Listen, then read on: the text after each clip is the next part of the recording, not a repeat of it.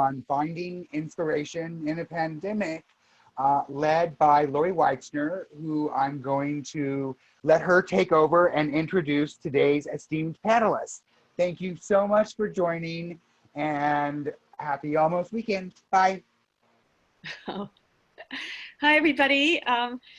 Thank you, Andrew, and thank you also for this fun opportunity to host this panel on a very important, relevant subject. And also I'm thrilled because these three participants are amazing and people that I've admired for quite a long time in their work. So it's, I'm gonna give you a little more detail about each of them, but to begin with, just to let you know, we've got Kammi Reiss and we've got Dennese Guadeloupe Rojas and we've got Alan Tanksley.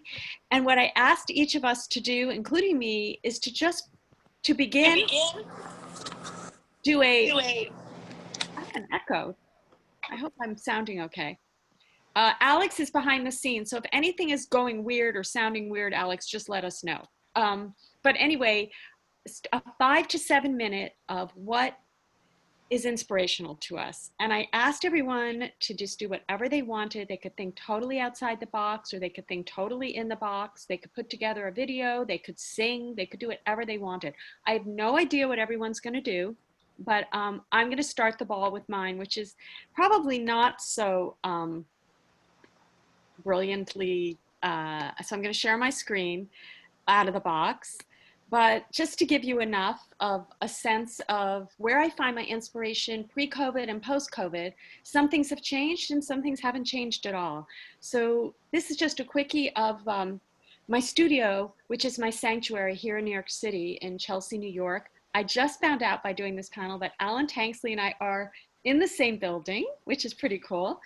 And so Alan, you have to come down and visit me, but it's all white. Come up and visit me. And I'll come up and visit you as he's on a higher floor than me. But anyway, this is where we create, and that has not changed. Painting and drawing and using our hands is something we will have done before and will always continue to do. Working with color is something that I'm inspired by everywhere I go and nowhere I go. We have a team that is coming back to work slowly and starting to create. Architecture has always been a big inspiration and it continues to be for me. I'm walking more than ever now. I'm not really doing public transport that much. So I'm looking a lot more. I mean, fire escapes in New York you can think of as ugly, but for me they were inspiration for fabric patterns. And this as well. And just showing you wrought iron and how that can infer a wall covering or a textile. And there's tons of wrought iron just in my hometown here in New York City. I don't have to go far to find it. The reflections in the glass creating inspiration for pattern and color on textile. And we have, I still will say, the best sunsets ever. And our apartment building looks over on the west side, so we get a sunset every day. And that ombre is beautiful. How light, not just shape, but light can infer color for us and textile for us. These are some rugs that I did inspired by the architecture of Alhambra. And of course, nature, which I'm guessing is on everyone's list for inspiration. I'm getting out of the city when I can, but when I can, I go to Central Park. And Central Park is bigger and fuller than it's ever been because I think a lot of people are needing to get out. So that fresh air, those trees, starting from springtime, the blooms to now August and the colors that have changed.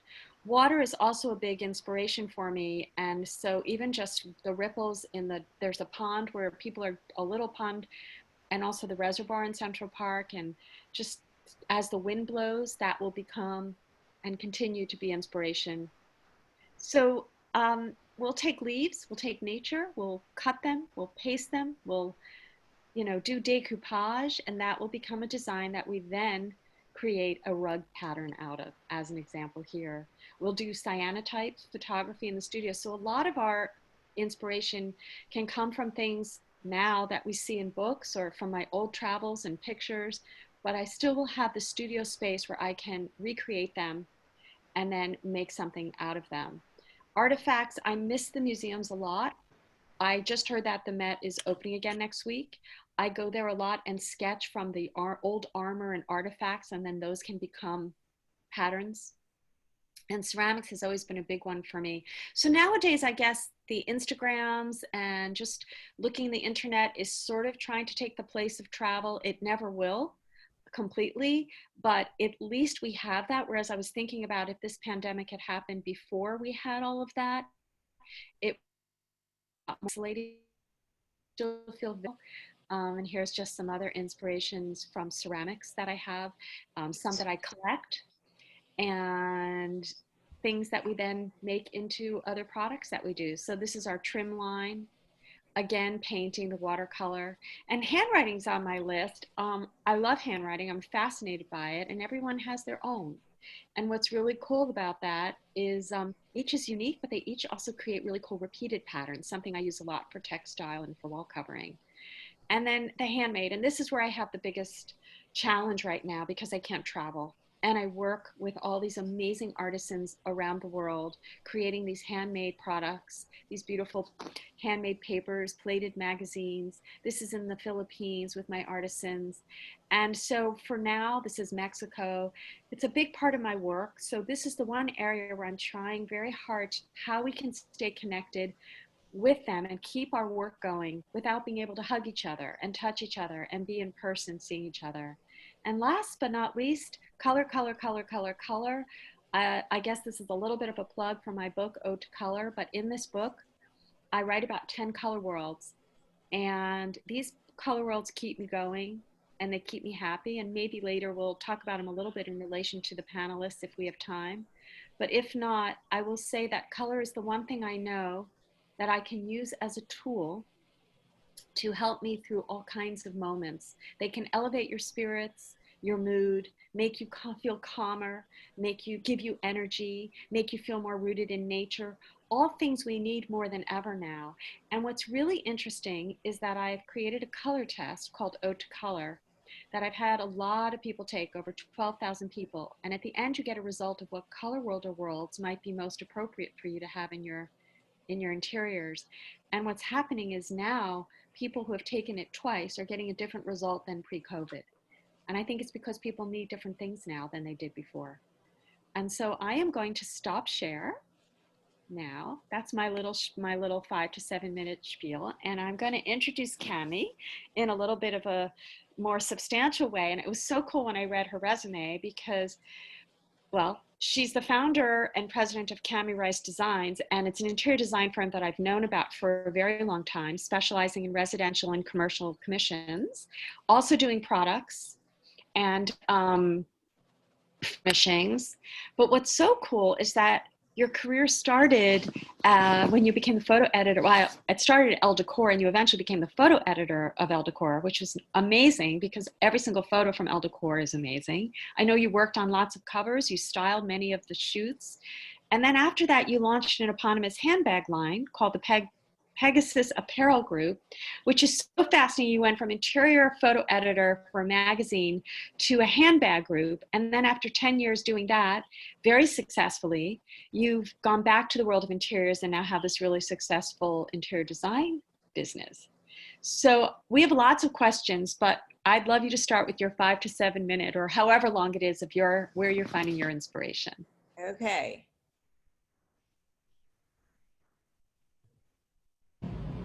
Hi, I'm Kammi. When Lori asked us to put together something that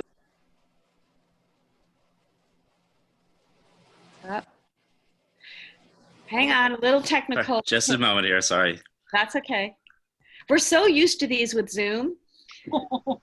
And it's so casual. It's like, you know, it's whatever. But I know I stopped my share, so it should be okay. We got a taste of Kammi. Hi, I'm Kammi. When Lori asked us to put together something that would illustrate our design style, our inspiration, or something that has really brought us to different places during COVID, I thought, what better to do than make a cocktail? So here I am. I'm going to make something from items that I found at the local grocery.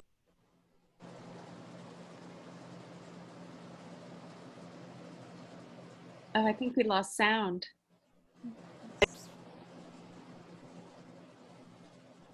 Kammi, can you hear me? I can hear you. I'm really disappointed. Sorry, I had We sent should it. talk. Until the sound comes back, why don't you talk through it? Let's do it. Although the video's now stopped, or let's see. Well, I'll tell you what we're going to do. Alex, are you there? Yes, I'm here. Sorry, I'm having an issue with sound here. Oh, here, just a moment. Just a moment. Let's try this again. Okay. Sorry, everybody. I want to get to the cocktail. So do I. Oh, goodness. Okay. Let's try this again. Okay. Can we hear it now? No. So I've got an idea. Let's go, Lori. Yep, just you and me. Or we move to Denise while Alex works on that. I can just tell you what I did. How Okay. about What'd you do? So I made a cocktail. I decided you asked us to think outside the box. I did. So I decided to make a cocktail, a peach margarita. And I found my inspiration at the Green Market, where I go all the time. I love the smells and the scents, the view of all the people walking around, picking up, deciding what they want. And I love the idea that it supports our local farmers. And that in this time when we really can't be together, it still allows us a place where we can congregate. Everybody's in masks. It feels super safe. And so I got some beautiful peaches. And Lori, you asked me about this earlier, if I had a glass of wine with me. I don't have a glass of wine with me yet. At the moment, I have water. At the beginning of the pandemic, you'll all remember, it was really cold and damp and yucky outside. Doesn't matter, Denise, even in DC, I know it was like that. It was awful, right? And I was thinking of ways to perk myself up a little bit. And my daughter and I love to go to St. Ambrose, which is a coffee shop here in New York City. And in the summer we get iced cappuccinos and they serve them in beautiful wine glasses. And she suggested that we serve ourselves each in our own homes, our iced coffees in the afternoon in wine glasses. And so I took it one step further and I decided to serve my morning water. So all day I drink my water from a wine glass.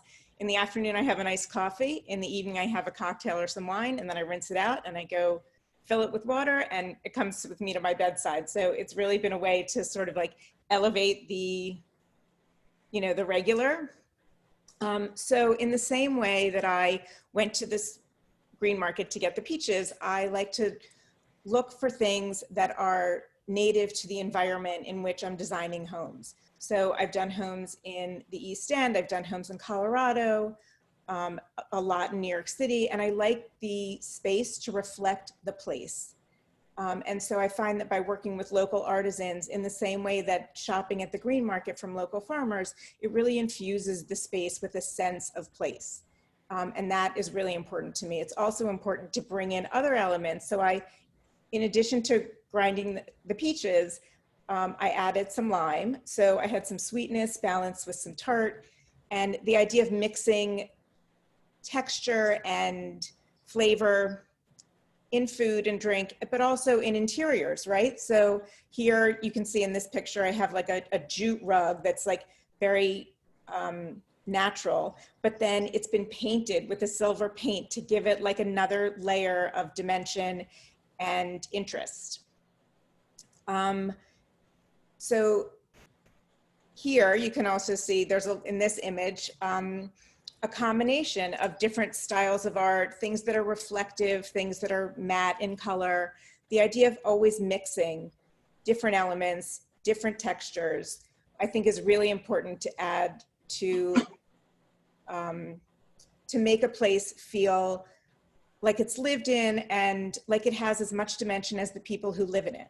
So I shook the cocktail, which unfortunately we're not seeing the video, but I don't like using a cocktail shaker. And in the same way, when I make designs, I don't like necessarily using things for, if I'm looking for a table, to only look for tables. I think there are a lot of really interesting ways to use different elements. And so I like to use a mason jar as a shaker. I find that typical cocktail shakers leak all the time. I just don't understand the design of them.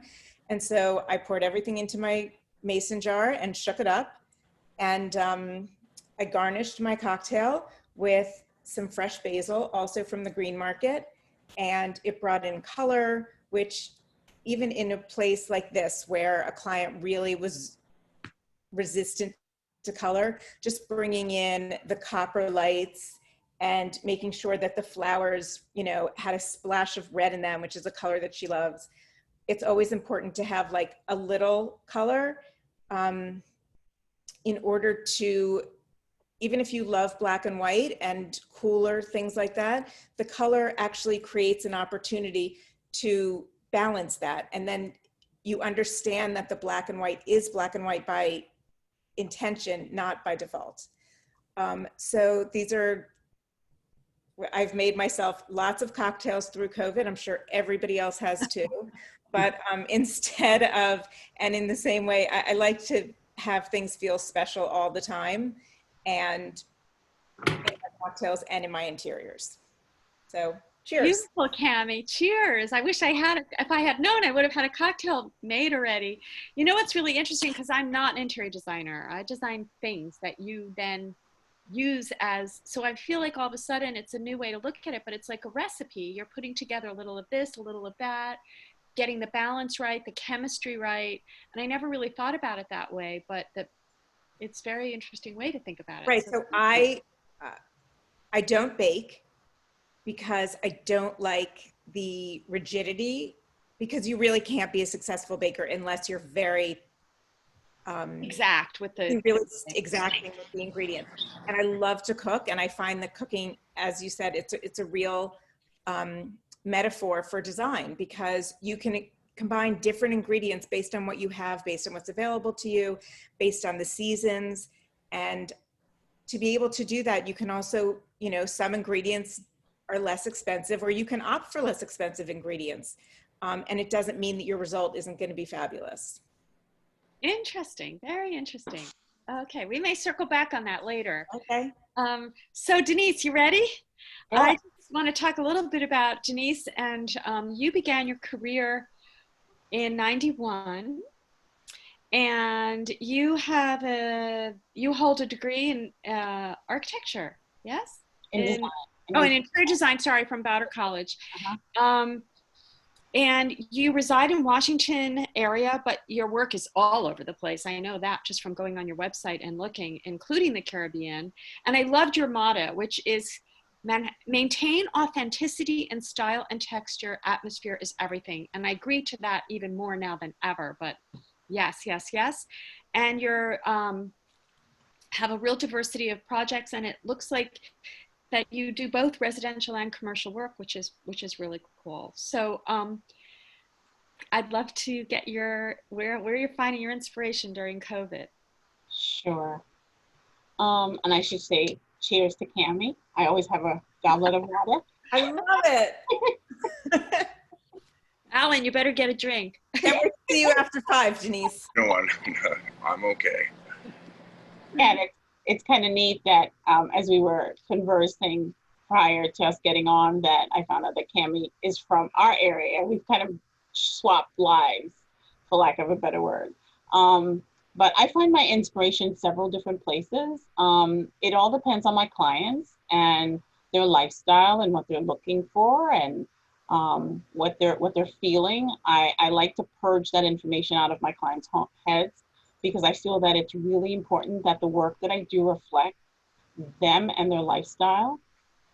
The photos that we have on the screen is from a show house that I worked on a few years ago. And this was one of the first one of the projects that I did where my input was primarily needed, because the space had to reflect a style that I was bringing forth to the public. And in me creating this space, I really, the thing that started to trigger my thought process was the wallpaper. I had stumbled across Van Halen at Market, and loved their wallpaper as far as on the residential side, and loved the bling aspect of it. I'm not a bling designer. I try to really hone back on doing too much over the top where that's concerned. And I just started the layering process as far as things were concerned. We had the opportunity to pick all of our fabrics from one vendor, which was Robert Allen at the time, to just let them, they wanted to be able to be my main source of everything. So we kind of took everything that we had and kind of culminated and created the whole color palette with warm silvers and blues, which is very calming. I'm the designer that I would always add a pop of color. I kind of keep things very calm. In base, I think the room was like 30, it was like 21 by 32. It was a huge space. And just to really try to hone it in as far as making it warm and inviting, without it pronouncing a sense of everything being scattered. To just tie everything as far as that perspective is concerned. So for me on this project, that's pretty much what I did. But with anything else that I kind of work on, I kind of always try to get a sense of what my clients are wanting that space to feel like. I think that's really, really a key aspect. One of my mottos with my clients is, I'm not moving in, I'm there to assist you on this journey. I'll come and visit, but everything has to be about you. Whether it's a young couple or someone that's a little bit more mature in age. I feel that as we get older, our style transitions, and it's to be able to, as well as to take some of those lifestyle elements that we've selected and hold on to them, because the furniture styles and everything is changing. And as things change, you may want to incorporate some of those other pieces into your space. As you see in some of the photos, I do like a sense of the pop of color as we move on. So hopefully this helps.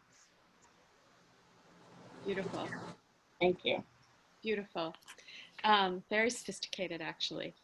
I love colors where you can do anything with them, like that they're neutralized, but they're not obvious colors. They're like nuanced colors you can't name.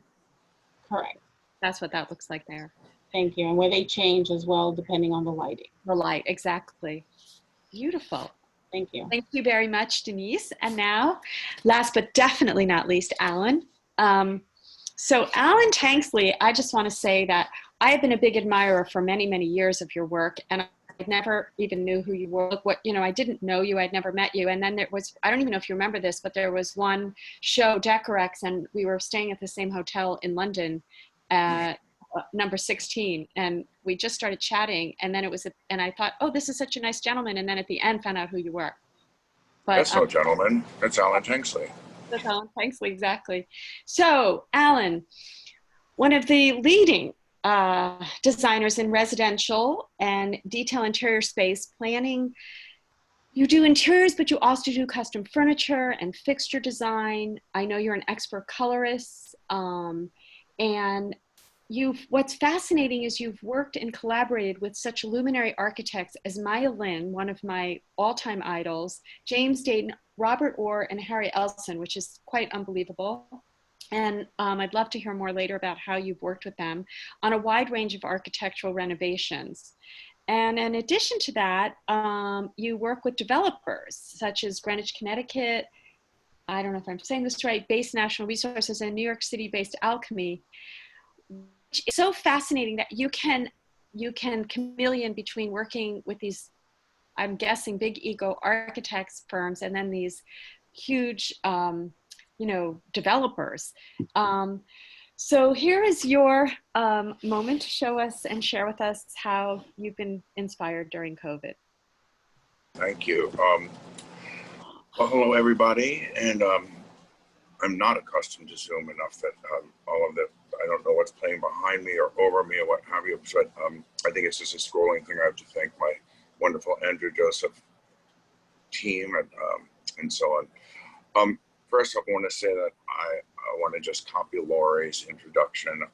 You just clocked it. It's really great. It's where you find your inspirations reflects so much of what I do. And both Kammi and Denise, I come in at the end, so what more is there to say? You all ladies did a great job.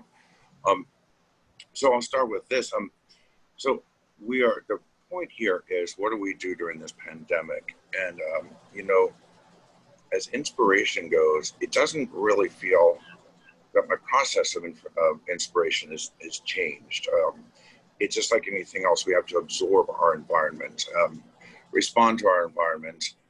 And of course, this one is extreme. And we just take that toolkit that we have and we apply it to our new situation. And I'm not downplaying the pandemic. It's awful and it has had a great influence. But I think the process of being inspired really comes from similar situations. I would say that the opening up of New York, see what happened when it closed down is we all hit, as everybody did or should have. I had the great advantage of walking to work through empty streets, to an empty building, to an empty office. Turns out Laura and I are in the same building. We just found this out through this. So I feel really privileged versus a lot of people who have other situations, especially those who haven't been able to get out. It's so important for me to be out. It's very important for me to be out in this city. I've been here for a lifetime, actually 36 years, but that's not my lifetime. I'm a little older than that. But getting out, seeing the city, from my apartment, I have a big view of the downtown city, big sky. Same thing happens. I go down into the city I love. Nobody was around. All the sights, the scenes. I love people watching, but it was kind of great not to be distracted by people, and just loving the things I did. Plus my history here, I've been here a long time. So every corner, every place I go is really reintroducing me to or solidifying my relationship to the city. Where I find inspiration really was leaving this place, getting the big picture literally out over the city, the big sky. Fortunately, in Laura's building, I have a southern view and I get the same thing. So where's my inspiration from those things? Again, I'm very fortunate because I do have a situation where I've been able to be out, been able to see the big picture, the literal big picture. And that's been really energizing for me. So in terms of what else we draw inspiration from, travel, of course. Last year I had a spectacular year. This one is the balance to nothing. But last year I had a trip to Israel, a trip to Greece, Costa Rica. The streets of New York are always a trip. In each place, there is one unifying thing, which is, the big sky that unites us, the world that we live in.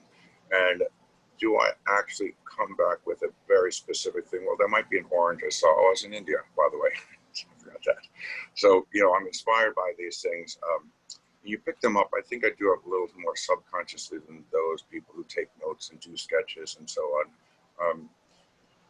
But when I started on my career, I was very fortunate to work for Mark Hampton, and many of us know, what a great advantage that would be to be introduced to the world of observation and history and social history and innovation. And so that's constantly inspiring to me. The collective information I get from history, from the history around us, the history of design, the history of architecture, social history, gossip, little backstories, all that stuff just broadens my view and energizes me. When it comes to the process with a project, very much like Denise, it's about listening first. And that has to be where inspiration comes from.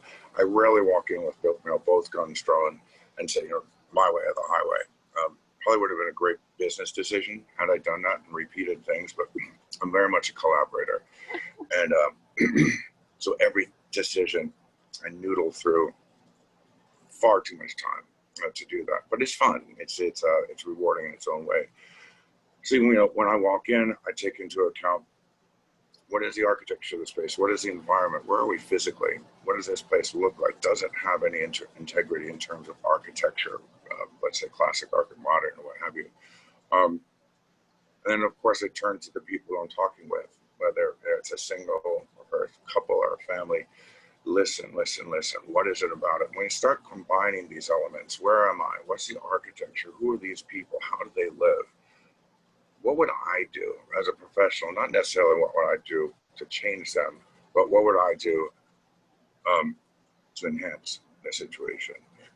So it starts building up bit by bit by bit. So one of the great things I love to do is organizing space, creating a dialogue with clients to educate. I was educated. One of the great things I learned again at Markhampton was the education he gave not only us as employees, but his clients. And while I don't want to be, wagging a finger and being dictating things, I love enlightening clients. It's fun to even go into somebody's space and move their own furniture around and watch the look on their face and say, I never thought I could do that. Where did that come from? How do you do that? Introducing them about, destinations, the idea of where do you go? What do you look at when you come into a room? It might be the great place to sit down. It might be a place to curl up with a book. You might have I talk about having loose furniture so that if they're having fun over in that corner at a party, I want to grab a chair, drag it over there. And, clients will often say to me, I never thought of that, So I get inspiration as I engage my clients, and we get further and further into the definition. And all of this comes before what does the room look like physically. I probably talked too long. I don't know where I am with my story here, but I think I should probably wrap it up. So I listen a lot. I love organizing the space. I love feedback, and I really, really work best with collaboration. I work best with somebody who collaborates, and we see each other as advocates versus adversaries. That's one thing that's really important to introduce to clients, is that we're here to help.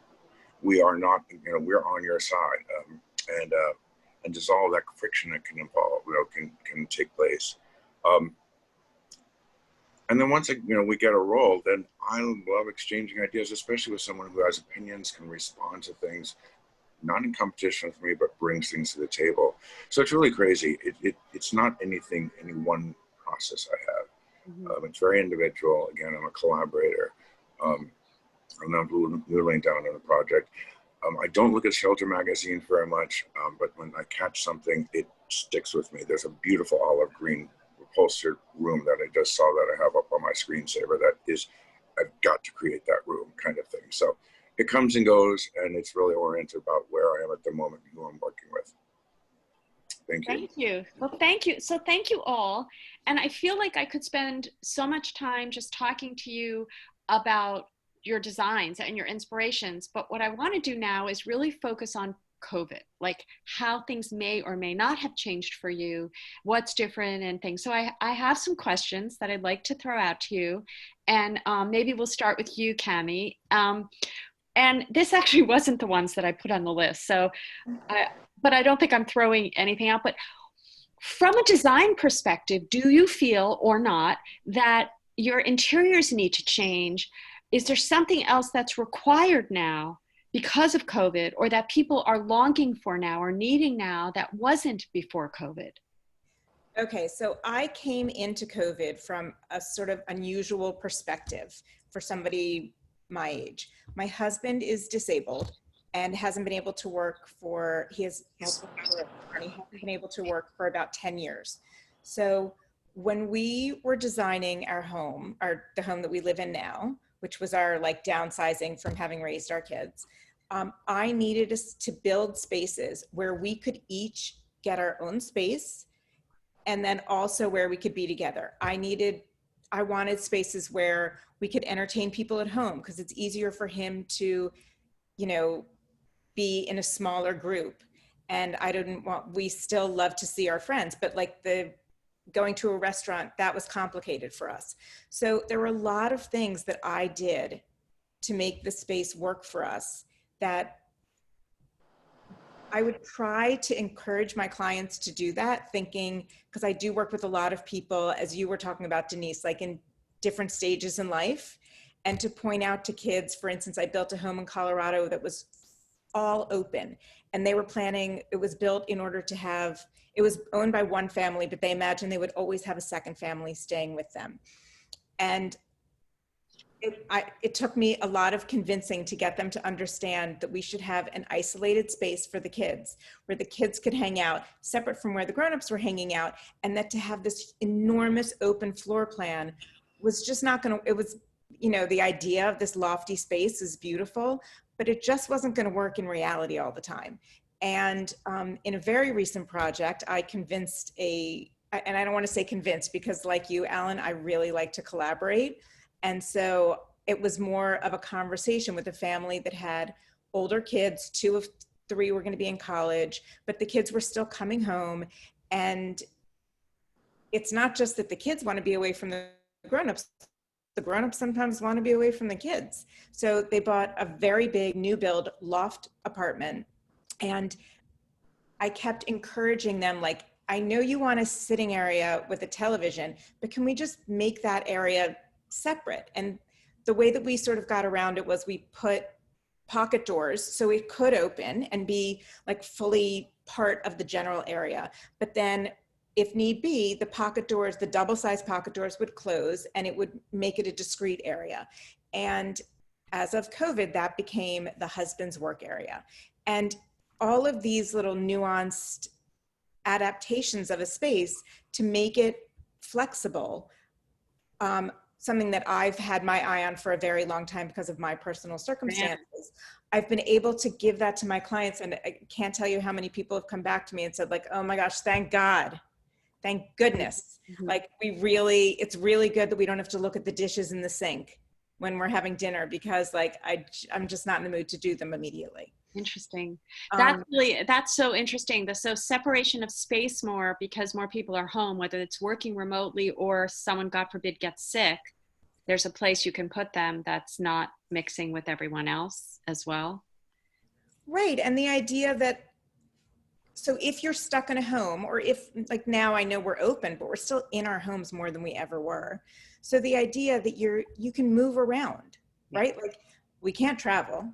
And we can hardly travel like within our own city. So the idea that you could like change up the scenery, you know, like, okay, in the morning, I'm going to work at my sofa. In the afternoon, I'm going to work at my desk. And then like later in the night, like, oh, who wants to work from their bed? That's just no good for anybody. So you need to have like different locations to go to. Sometimes I work from my bed. Okay. I didn't, you know what I mean? Oh, you're right. But I was laughing because I work from my bed and my daughter does, and I'm like, get out of bed. But no, you're right. It's not good for you. It's not. It's COVID world. Right.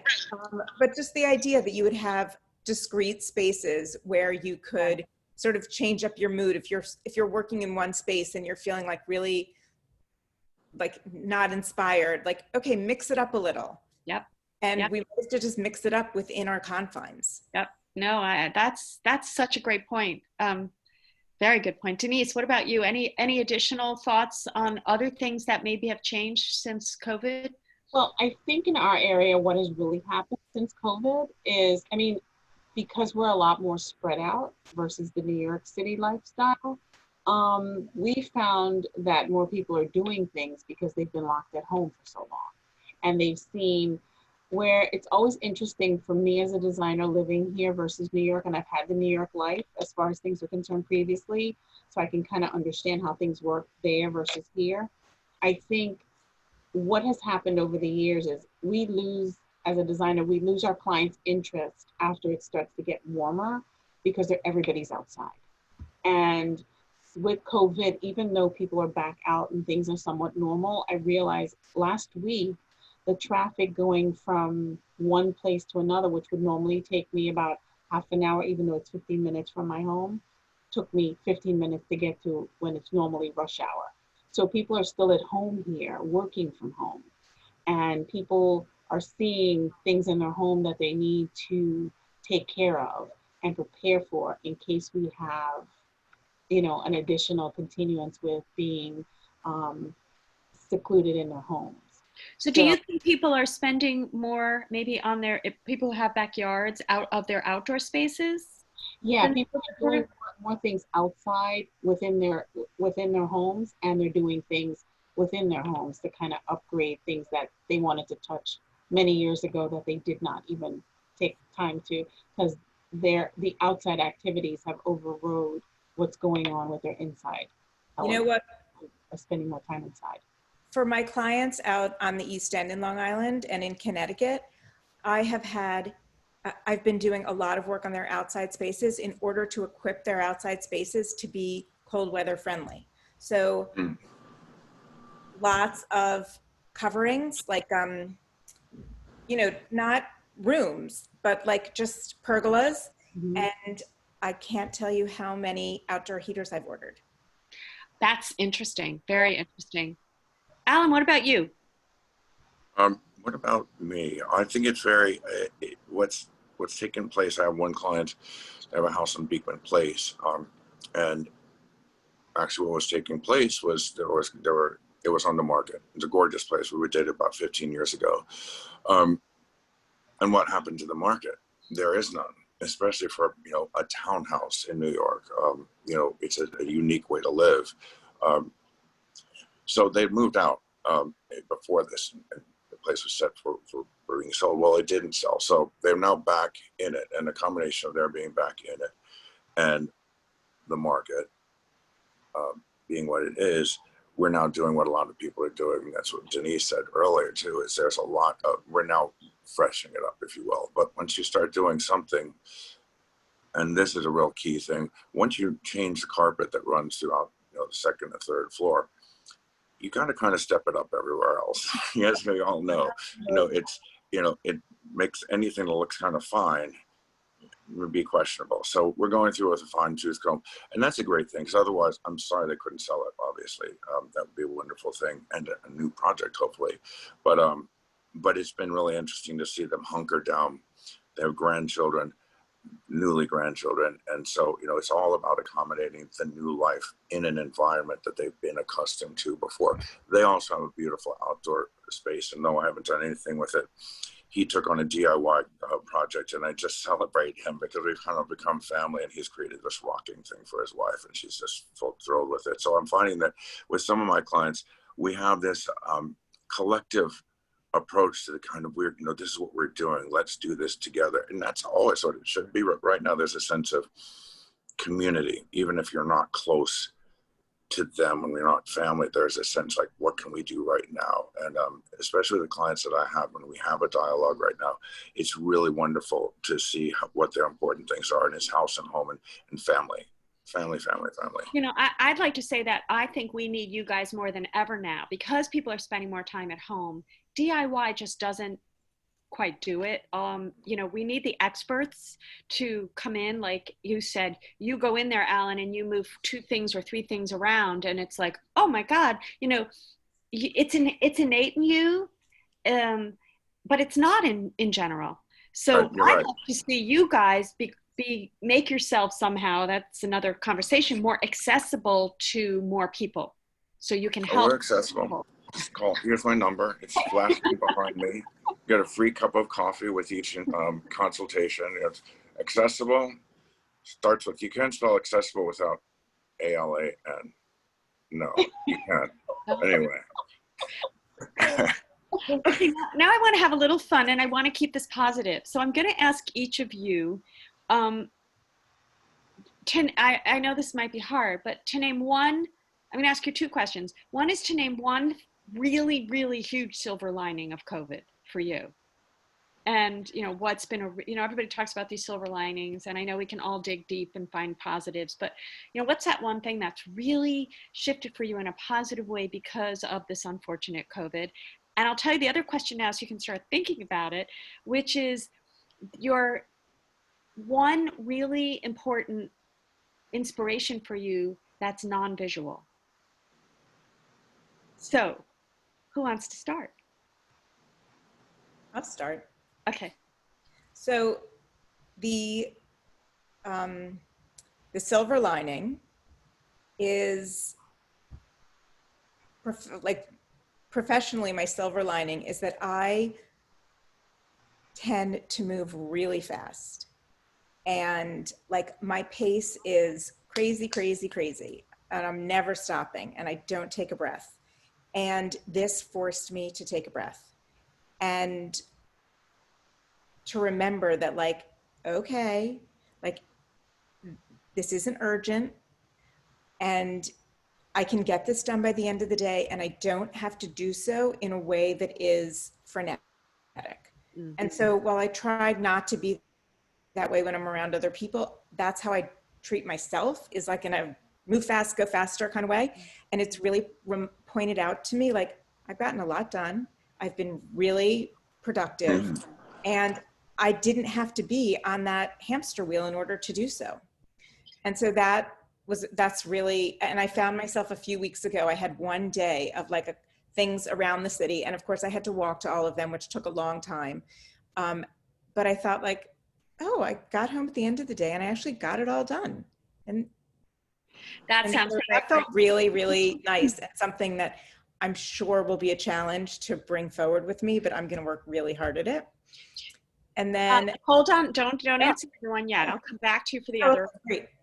But before we go to Denise on this first question, I just want to say someone said something to me the other day relating to that I love. She said, this period is a time where I'm leaning back instead of leaning forward. And I kind of like that. So anyway, Denise, what about you? What's one silver lining for this for you? I think for me with COVID, things for me haven't changed that much. Last year, I got my computer system hacked, and I was behind on everything for about 4 months. So it was a disaster. And COVID gave me the opportunity to try to catch up while everybody was laying dormant.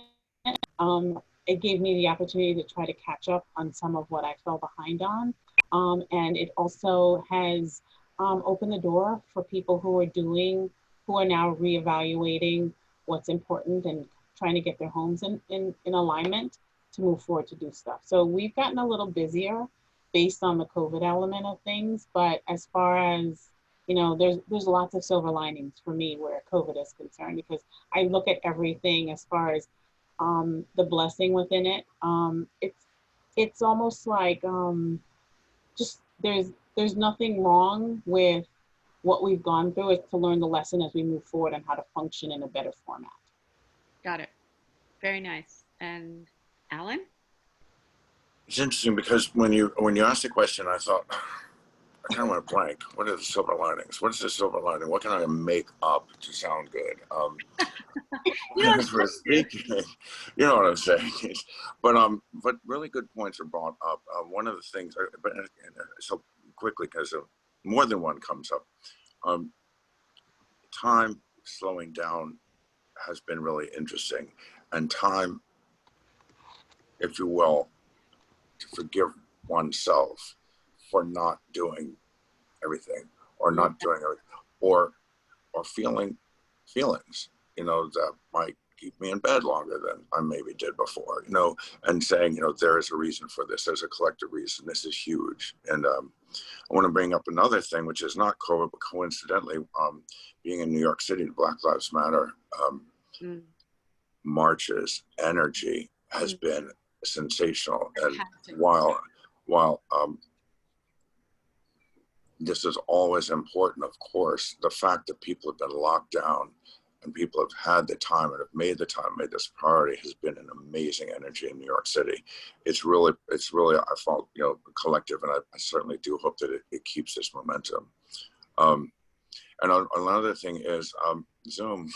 I didn't really do Zoom before, but I'm seeing families. We're celebrating my aunt's 90th birthday on Friday night, and there'll be dozens of people on board. So I see my therapist on Zoom. So, you know, it's an interesting you know.